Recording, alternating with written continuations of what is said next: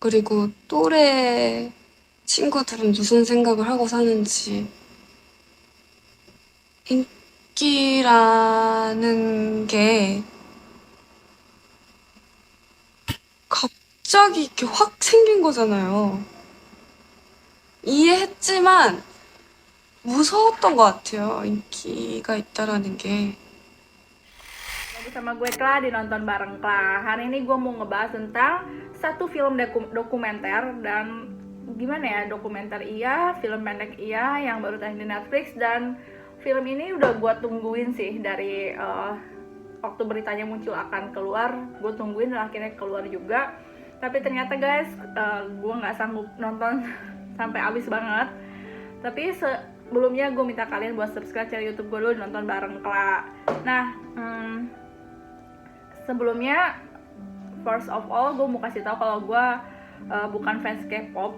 Jadi sebenarnya gue suka nonton Korea, tapi gue tahu artis Korea, tapi untuk artis K-pop ya nggak terlalu tahu lah. Cuman kalau misalkan kan karena suka nonton Korea, jadi suka ikutin berita-berita Korea gitu. Waktu itu berita kematian almarhum Suli di tahun 2019 cukup geger, dan beritanya itu trending selama beberapa hari, heboh banget karena sang artis ini bunuh diri dengan cara yang cukup mengenaskan karena cyberbullying dan netizen guys. Nah, akhirnya ternyata sebelum artis ini bunuh diri, dia baru selesai bikin film dokumenter bersama Netflix. Sebenarnya filmnya ada 5 episode kalau nggak salah, tapi baru kelar 2 episode. Dan akhirnya setelah 3 tahun Netflix rilis, mungkin dengan konsep yang sedikit berbeda daripada waktu dia hidup kali ya. Nah, akhirnya nonton, judulnya Persona Suli di Netflix, 2 episode. Jadi episode pertama itu judulnya Clean Island. Ini benar-benar super abstrak guys. Jadi nyeritain tentang di sini Suli tuh adalah seorang tukang jagal babi guys. Jadi dia tuh mau masuk ke, di episode awal tuh dia mau masuk ke Clean Island, sebuah pulau bersih yang nyaman dan katanya nggak ada rasa sakit, benar-benar super bersih gitu. Tapi dia harus melewati imigrasi dulu. Situ dia cerita dari flashback tuh. Jadi waktu dia kecil itu kayak dia diangkat sama orang, jadi kayak ibu angkatnya gitu kecelakaan di mobil. Terus dia nggak punya nama. Sebelum ibunya meninggal, ibunya kasih dia nama. Jadi namanya pakai darah gitu di pipinya 4 ya. Nah, dia tumbuh besar, lalu jadi tukang jaga babi ya. Setiap hari dia motongin babi segala macam gitu.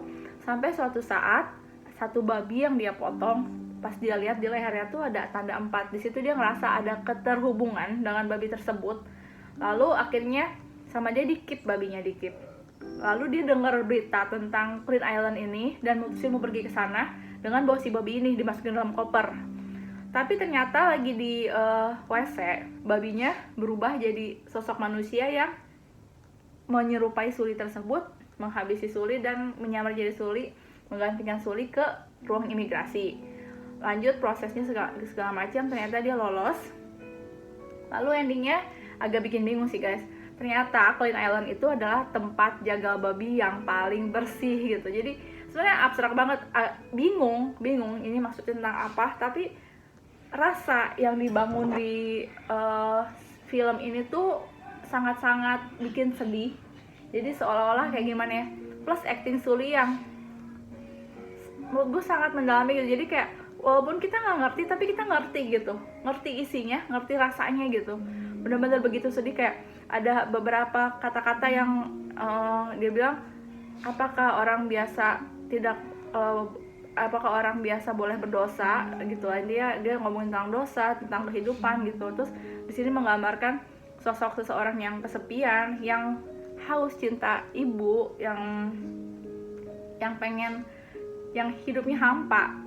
Terus dia pengen pindah ke tempat yang bersih dan sebenarnya nggak terlalu bersih gitu.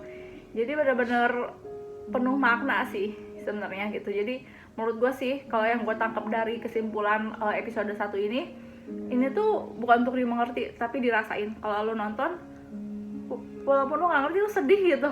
udah kayak bikin pengen nangis gitu guys nontonnya. Apalagi sini acting Suli benar-benar menjiwai banget gitu, jadi seseorang yang sangat rapuh, kesepian dan sedih. Lalu di episode 2 ada Dear Jinri. Di sini dia melakukan wawancara eksklusif. Dia cerita tentang kehidupannya dari kecil sampai akhirnya jadi idol. Nah, di sini tuh awalnya gue agak bingung gitu. Kok dia setiap kali ditanya jawabnya lama banget. Ternyata dia tuh mikir guys, mikir karena dia terlalu takut untuk salah. Jadi di beberapa wawancara dia ada ngomong, aduh maaf aku telah kayak merusak wawancara ini gitu. Dia kayak selalu ngerasa salah sama diri dia sendiri karena terlalu banyak penghakiman yang diberikan oleh masyarakat kepada sosok dia gitu, sampai akhirnya apa yang dia lakuin dan katakan tuh dia bener takut dia selalu salah gitu. Di awal dia ditanyakan, apa kamu merasa cantik dari yang lain, dia bilang ya saya merasa cantik. Apakah kamu merasa unggul, dia situ bingung, pikir lama, gue unggul nggak ya gitu. Dia kayak ngerasa dirinya tuh nggak bisa apa-apa sih menurut gue sih, karena padahal Suli sudah menciptakan banyak karya. Gue searching bikin lagu, terus ya dari grup FX ini dia paling menonjol dulu gitu ya, begitulah gitu. Terus dia cerita kalau misalkan jadi grup idol K-pop tuh sebenarnya nggak enak gitu. Dia tuh jadi kayak sebuah produk, bukan manusia lagi gitu, yang segala sesuatunya tuh harus diatur. Bahkan waktu dia ngomong apa bedanya cantik dan unggul, dia bilang dia gimana ya, dia cantik tapi dia harus selalu tampil cantik gitu. Di saat dia tampil jelek sedikit tuh dimarahin, nggak boleh, lu tuh harus tampil cantik gitu. Bahkan bener, ternyata ketika dia posting satu salah gitu, netizen langsung berburu untuk nyinyirin dia gitu. Jadi Suli adalah salah satu korban dari bullying, cyberbullying yang cukup parah. Bahkan sampai dibikin undang-undang khusus, undang-undang Suli ya, karena kasus ini mengenai cyberbullying di Korea. Dan jadi kalau misalkan dia badannya gemukan sedikit, netizen langsung komen, kok gemuk segala macam gitu. Terus pas baca-baca tuh emang komennya jahat-jahat banget waktu dia pacaran gitu. Terus jadi kalau idol itu kalau misalkan dia punya pacar atau suka tuh ngumpet-ngumpet, kecuali yang udah senior banget gitu ya, yang udah terbang lama.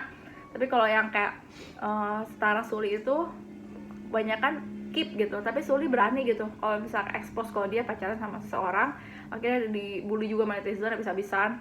Lalu ketika dia pakai baju seksi, terus dibilang telanjang aja sekalian, terus kayak dasar cewek nakal lah segala macam. Terus kayak dia posting sebenarnya hal simpel, kayak dia posting ke acara G-Dragon. Terus ada yang bilang, ngapain sih bawa G-Dragon, pengen kelihatan deket ya gitu, cari nama segala macam. Banyak lah gitu komentar-komentar jahat, sampai akhirnya dia pernah nulis di Instagramnya, bikin caption, salah gue apa sih gitu sama kalian, kenapa sih gue harus dicaci begini gitu.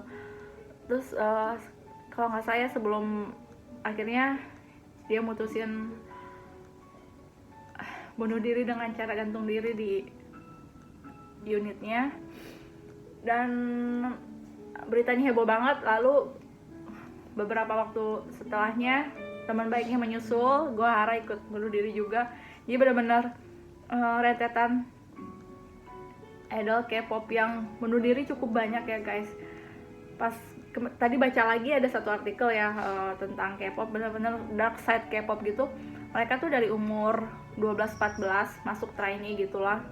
Terus mereka tuh udah tanda tangan kontrak yang seperti perbudakan guys. Kontraknya nggak main-main, 7-15 tahun. Mereka 7-15 tahun itu tempat di situ nari, nyanyi, yang terus mereka dibatasin sosialnya, nggak boleh hubungan sama keluarga terlalu banyak, berat badannya diatur, sampai perilakunya diatur, bener-bener kayak dikekang gitu. Nah, tapi nggak semuanya bisa berhasil gitu. Jadi nggak semuanya beruntung akhirnya meneruskan, banyak yang akhirnya gagal, ya udah gitu. Tapi saat lu jadi udah berhasil jadi idol, masuk ke satu grup gitu, lu harus gantiin biaya selama lu di karantina ini 7-10 tahun. Dan biaya itu nggak besar. kecuali lu bisa jadi grup besar seperti BTS atau Blackpink. Tapi kan nggak semua ya guys bisa kayak gitu. Akhirnya uangnya tuh habis karena 90% royaltinya tuh buat manajemen. Bener-bener parah banget. Jadi fisiknya capek, jadi dia harus ngejar target buat bayar utangnya itu. Jadi bener-bener kayak kerja terus, bahkan tidurnya cuma 3-5 jam sehari. Makannya juga kurang, terus badan harus tetap bagus, perilaku tetap bagus, belum lagi bulian netizen yang habis-habis guys. Nah ini yang bikin mentalnya tambah rapuh. Makanya kita nggak bilang wah begitu aja rapuh gitu. Beda guys sama artis Indonesia yang lo bikin konyol viral gitu dan akhirnya terkenal. Di sana enggak, perjuangan mereka untuk jadi terkenal itu susah banget. Lalu saat terkenal makanya kena bulian yang parah banget, mereka nggak kuat dan akhirnya mutusin buat ngelakuin hal itu gitu. Jadi pelajaran banget sih buat kita semua. Kalau misalkan buat gue juga sih, kayak kalau komentar di medsos walaupun kita pikir oh orangnya nggak kenal kita lah gitu, tapi ternyata yang bacanya itu bisa jadi racun buat dia sedikit-sedikit yang akhirnya bikin dia sakit, depresi gitu, dan akhirnya memutusin buat akhir hidupnya. Kan dulu sempet mikir kok orang bisa sih kayak gitu, padahal kan dia cantik, punya segalanya, kok bisa mutusin kayak gitu. Tapi setelah gimana ya, setelah makin kesini gitu lihat kehidupan, memang penyakit mental itu nggak main-main ya guys. Intinya makanya zaman semakin kesini tuh kayak semakin parah banget orang yang kasus bunuh diri semakin tinggi, nggak cuma di Korea, bahkan di Indonesia pun tahun-tahun ini semakin banyak gitu. Jadi semoga kita bisa lebih bijaksana lagi dalam bermedia sosial, dalam berkomentar, baik itu cyber online maupun offline gitu guys. Terkadang ya emang kata-kata itu bener, kata-kata itu beda sama lu ditampar sakitnya sekali, tapi kalau misalnya kata-kata itu bisa sakitnya terus-terusan, lama-lama ngegerogotin hati lu dan bikin lu dari ngerubah pribadi lu jadi lebih buruk. Maksudnya bukan jadi pribadi yang buruk, cuma jadi bikin lu tambah insecure, bikin lu jadi bertanya-tanya tentang hidup lu, bikin lu jadi hampa gitu, jadi kayak nggak menyayangi diri lu sendiri, nyalain diri lu sendiri gitu. Jadi dokumenter ini bagus banget sih guys menurut gue.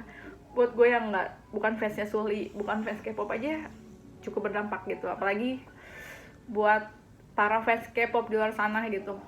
Semoga, gue sih berharap semua nonton supaya kedepannya para fans ini bisa lebih bijak dalam berkomentar terhadap idolnya gitu, karena mereka juga manusia guys, seperti kita, yang bisa sakit hati, yang bisa sedih, dan nggak sempurna. Oke, sekian dari gua. Terima kasih udah nonton. Nanti kita ketemu lagi di nonton bareng Kak berikutnya.